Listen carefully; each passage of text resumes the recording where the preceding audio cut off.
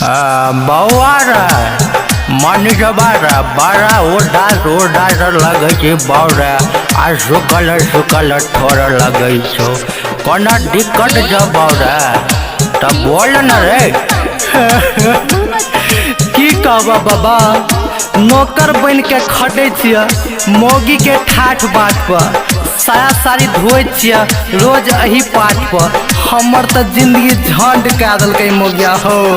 मंगल भवनय मंगलहारी, मंगल भवनय मंगलहारी, मौगी के खींच पड़े रोज साया सहारी, मौगी के खींच पड़े रोज साया सहारी, मौगी के खींच पड़े रोज साया सहारी हो।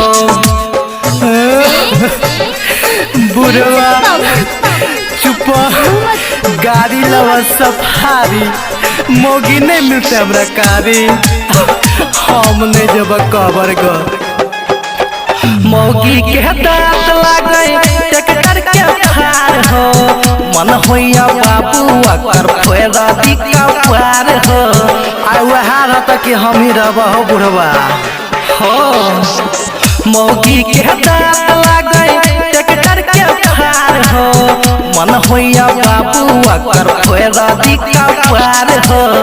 हमरा बात ओकरा लागे न प्यारी, हमरा बात ओकरा लागे न प्यारी, मौगी के खींच पड़े रोजे साया सारी, मौगी के खींच पड़े रोजे साया सारी, मौगी के खींच पड़े रोजे साया सारी हो।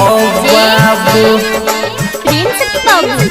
देखा तो मौगी के चाल मुँह छे कारी, और दिन में बदल तो चार गो साड़ी। हमरा तो पूरा बीपी है बुढ़वा, एकरा समझाला। कनियो नहलाज भेलै साकी राजीव का, मोहनी से टागर जीबे लोड़ा घुट्टा पीब का हो। बुढ़वा एगो हमरा फंसा देलके हो। कनियो नहलाज भेलै साकी राजीव का, मोहनी से टागर जीबे लोड़ा घुट्टा पीब का।